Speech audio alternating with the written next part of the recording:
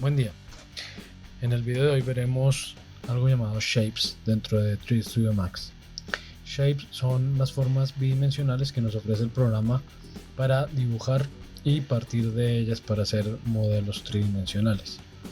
Los shapes los encontramos dentro del panel crear en el segundo subpanel llamado así shapes. Shapes traduce formas. Dentro de esas formas encontramos varias cajas de herramientas, splines, NURBS, Extended Splines, CFD, Max Creation Graphs. Dentro de este curso solamente vamos a abordar los splines, las demás herramientas las veremos en cursos más avanzados. Dentro de los splines encontramos formas reconocibles por todo: rectángulos, círculos, elipses, arcos, donas, polígonos, estrellas, textos, hélices, huevos, secciones. Y la línea, que la dejaremos para el final porque es realmente el centro del contenido de este video y de esta parte del curso. Empecemos por las formas simples. Maximicemos la vista superior y dibujemos algunas de ellas. El rectángulo. Para dibujarlo hacemos clic donde queremos la primera esquina. Con clic sostenido arrastramos hasta donde queremos la siguiente. Soltamos y los parámetros que podemos configurar son su longitud, su ancho y podemos redondear las esquinas con un radio determinado. Luego el círculo, la única propiedad que tiene editable es su radio. Posteriormente la elipse tiene dos parámetros configurables: ancho, longitud y ancho. Y podemos activar esta opción outline para hacer una pequeña silueta o contorno fuera o dentro de la elipse inicial, con una distancia determinada, positiva si queremos que sea hacia afuera, negativa si queremos que sea hacia adentro.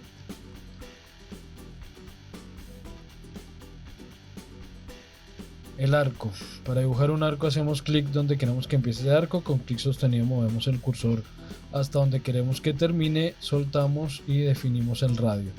Los parámetros que contiene son radio, el ángulo en el que queremos que ese arco empiece de 0 a 360 grados, vamos a 0, y el ángulo en el que queremos que termine, entonces supongamos a 180 grados y démosle un radio de 80 centímetros.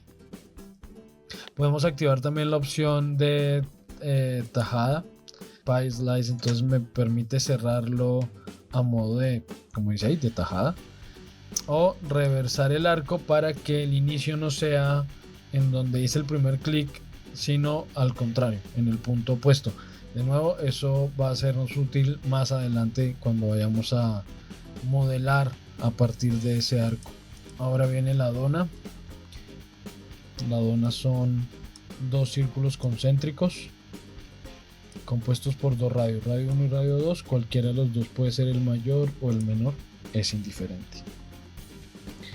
Seguimos con el polígono llamado n-gon. Esto es porque es una figura compuesta por n cantidad de lados. Por defecto aparece con 6, pero el polígono puede tener mínimo 3 lados, máximo 100. Dejémoslo de 6 lados. Y sus otros parámetros son radio que puede ser inscrito o circunscrito, ya vemos la diferencia, cantidad de lados, como les digo, mínimo 3, máximo 100, y podemos redondear sus esquinas, sus aristas. También lo podemos volver un círculo con el fin de tener una circunferencia con distinta cantidad de vértices. El círculo tradicional, el círculo estándar, está compuesto por 4 vértices, uno en cada uno de sus cuadrantes. En este caso tendríamos un círculo compuesto por 6 vértices, lo cual nos va a resultar útil más adelante cuando utilicemos esta figura para crear objetos tridimensionales a partir de ella, con herramientas como el Loft, que veremos más adelante, o algunas otras que nos van a permitir generar objetos a partir de figuras 2D. Dejémosla por ahora no circular y veamos la diferencia entre que sea de radio inscrito o circunscrito. Vamos a darle de radio 50, dibujemos al lado un círculo del mismo radio 50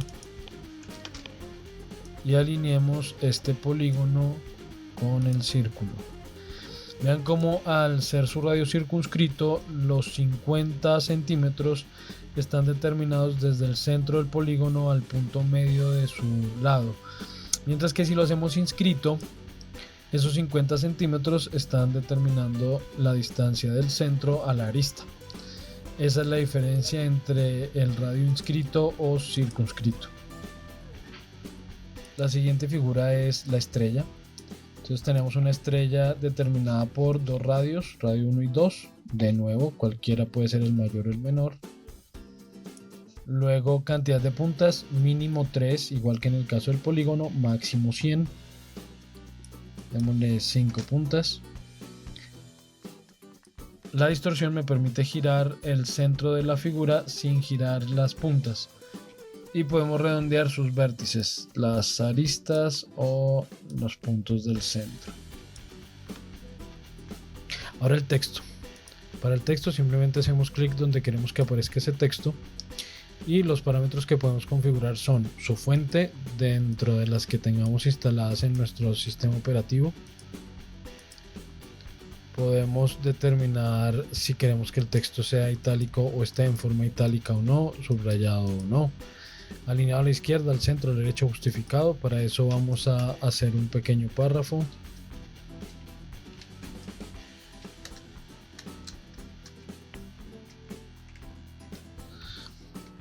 Movámoslo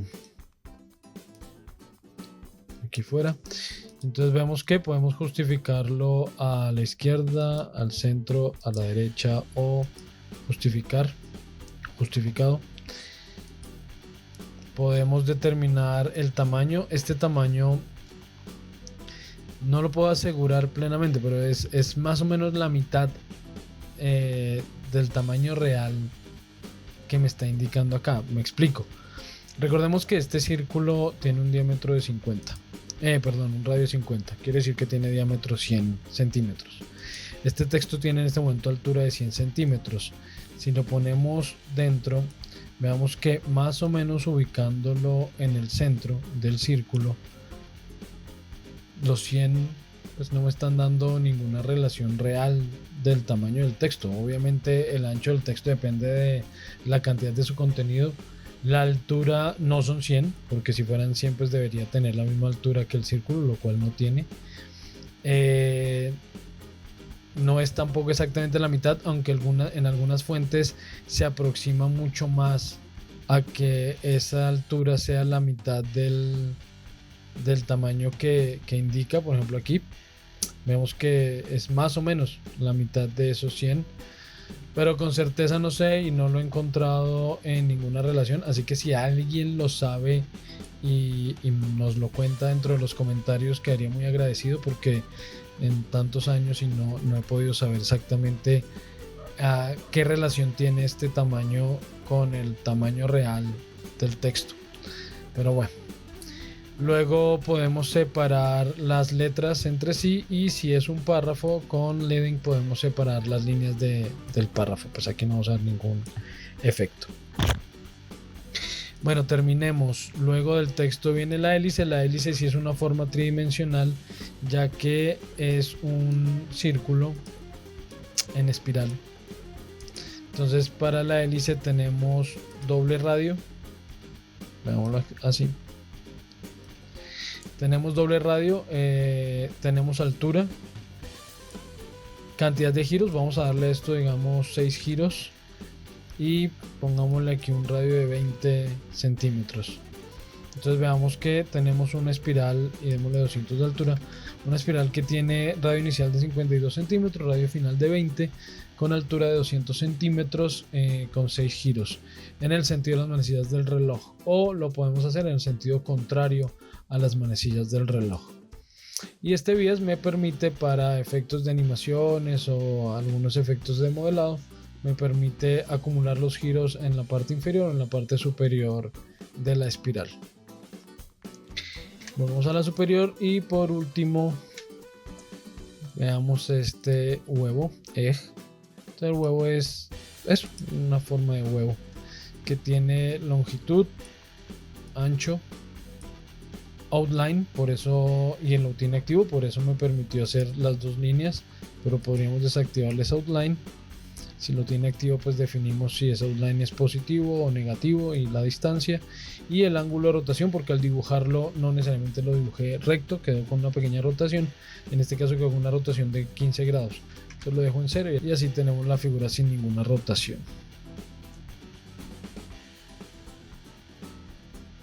La sección interactúa con objetos tridimensionales. Entonces vamos a hacer aquí una tetera. Listo.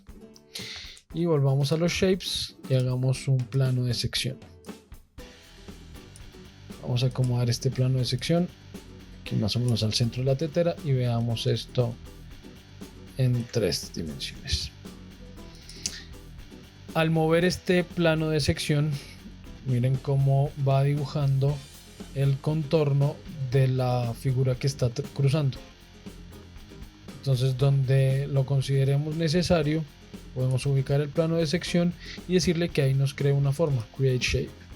Me pide el nombre para esa forma, entonces le puedo decir que esto es plano corte 01. Luego ubicémoslo un poco más arriba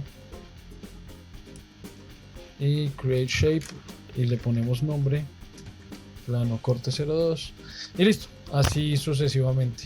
Finalmente lo que vamos a obtener, ya podemos eliminar esta sección y podemos eliminar la tetera. Lo que vamos a obtener son las formas bidimensionales de donde cruzamos el plano de sección. Estos son shapes, son líneas editables. Eso nos lleva al principio.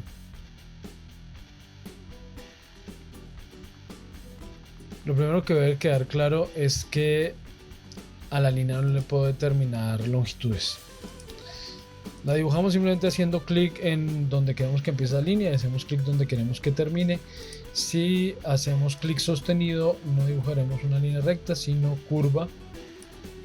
El siguiente segmento también será curvo.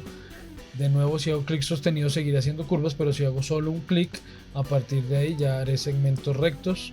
Y de nuevo puedo hacer curvas, curva, curva, y aquí voy a hacer solo clic para que quede recta. Si queremos cerrar la figura, hacemos clic cerca al primer vértice y el programa nos preguntará si queremos cerrarla. Entonces, en este caso sí, y unió el primero con el último vértice para dejarla ya lista. Pero como ven, no está dentro de las opciones el darle una longitud. Si queremos darle longitud a la línea, tendríamos una opción y es este keyboard entry, dibujarla por coordenadas. En este caso, si entendemos claramente el sistema de coordenadas absoluto del programa, podría decirle, suponiendo que quiero una línea de 50 centímetros de longitud, podría decirle que quiero agregar un primer punto en la coordenada 0 en X, 0 en Y, 0 en Z. Aquí agregamos un punto. Luego le digo que en 50 centímetros en X me agregue otro punto y finalizo. Finish. Y aquí sé que tengo una línea de 50 centímetros. Pero este keyboard entry no solamente está en la línea. Ustedes verán que también aparece en las demás figuras. Si voy a hacer un rectángulo, vean que ahí también está.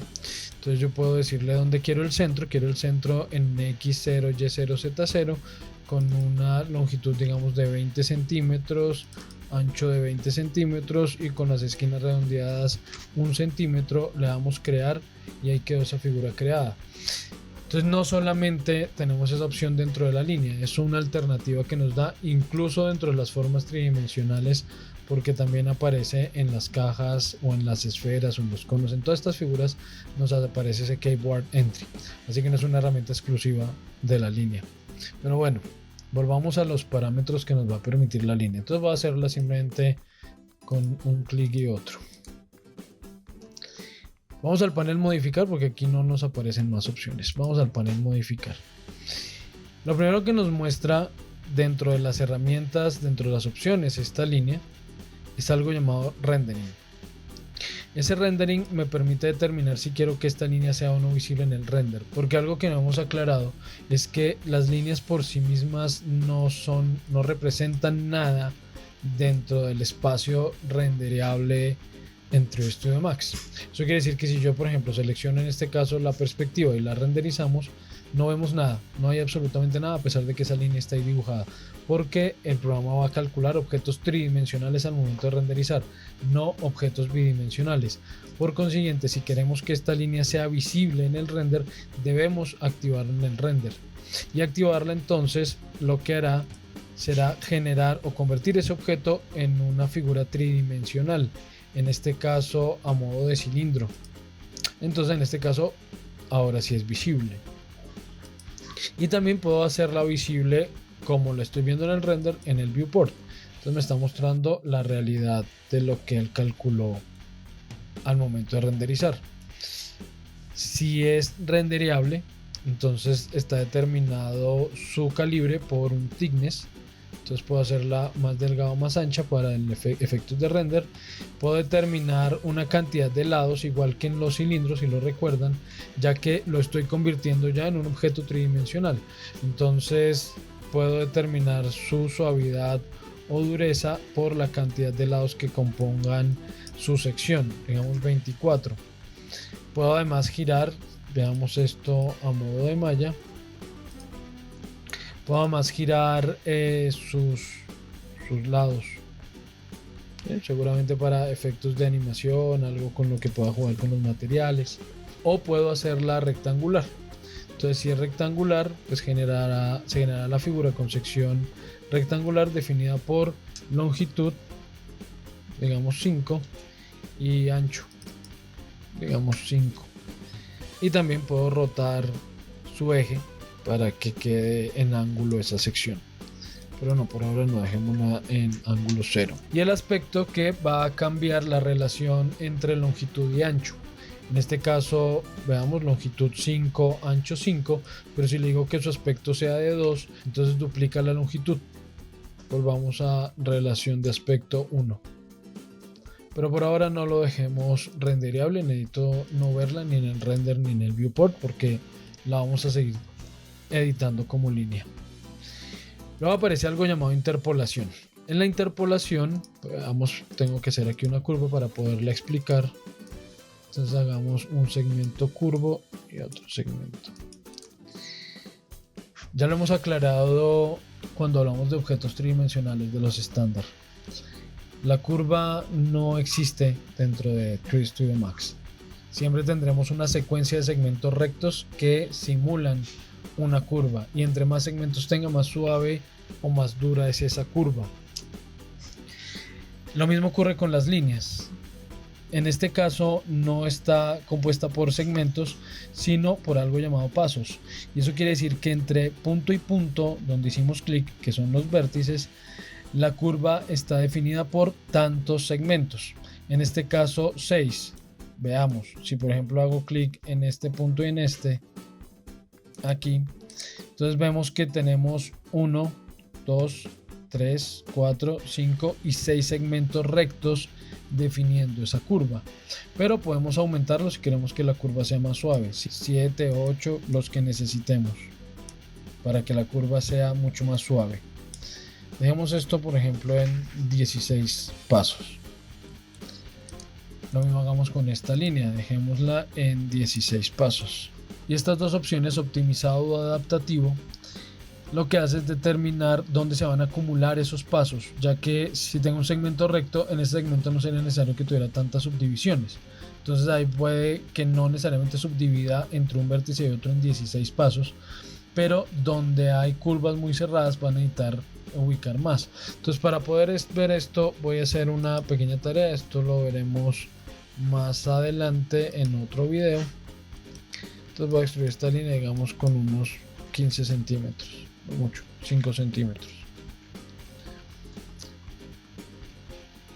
¿Qué pasa entonces si a esta línea le digo que sus 16 pasos sean optimizados? Miremos cómo algunos pasos quedan más cerca que otros según si la curva se cierra o si es más recto. Mientras que si le decimos que sea adaptativo, veremos cómo en las partes rectas dejo muchísimos menos segmentos que en las curvas. Luego vienen otras opciones de selección, geometría, pero eso lo vamos a dejar para un siguiente video para no hacer este demasiado extenso. Entonces, gracias por acompañarme en este curso. Espero que les esté siendo muy útil. Recuerde que cualquier duda la puedo responder dentro de los comentarios. Y para quienes están haciendo el curso conmigo, en su Classroom tendrán respuesta a cualquier inquietud. Muchas gracias y que tengan muy buen día. No olviden suscribirse, darle like y darle la campanita.